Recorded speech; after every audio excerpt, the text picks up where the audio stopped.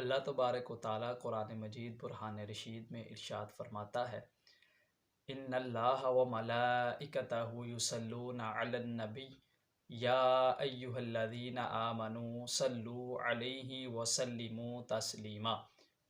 بے شک اللہ اور اس کے فرشتے نبی پر درود بھیجتے ہیں، اے ایمان والو ان پر درود اور خوب سلام بھیجو۔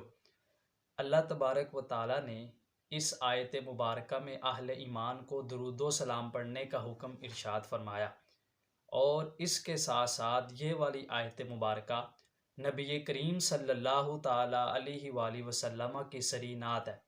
اور مزید لطف کی بات یہ ہے کہ اللہ تبارک و تعالیٰ نے اہل ایمان کو بے شمار اعمال کو بجا لانے کا حکم ارشاد فرمایا، لیکن کسی کے بارے میں یہ نہیں کہا کہ یہ میں خود بھی کرتا ہوں۔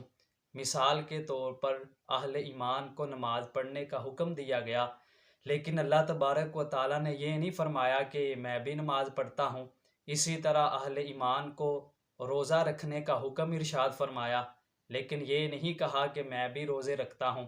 اسی طرح اللہ تبارک و تعالیٰ نے زکوٰۃ کی ادائیگی کا حکم دیا، لیکن یہ نہیں کہا کہ میں بھی زکوٰۃ ادا کرتا ہوں۔ حج کی فرضیت کا حکم دیا، لیکن یہ نہیں فرمایا کہ حج میں بھی ادا کرتا ہوں۔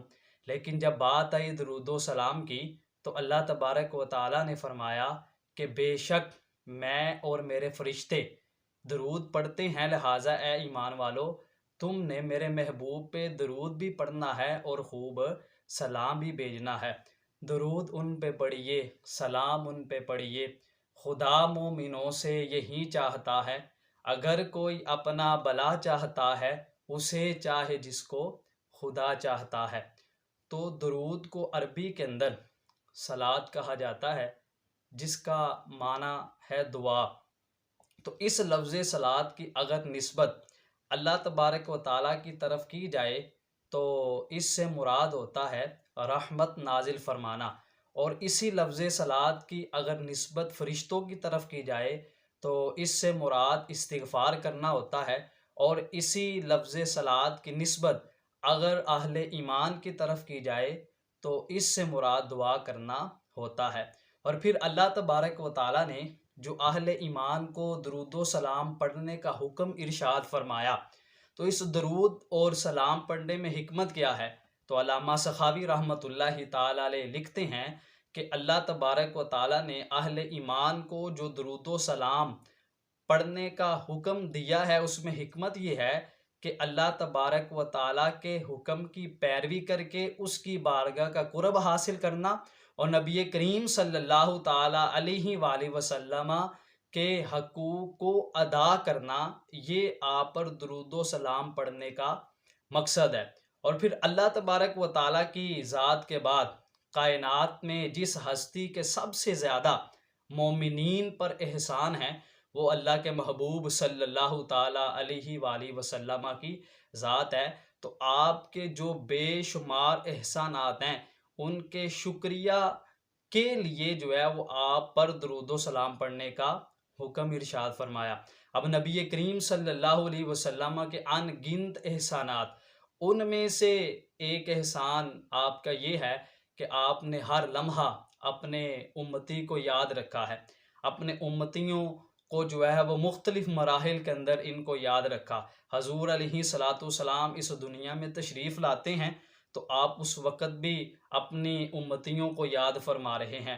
آپ کا وصال ظاہری ہوتا ہے تو آپ اس وقت بھی اپنے امتیوں کو یاد فرما رہے ہیں۔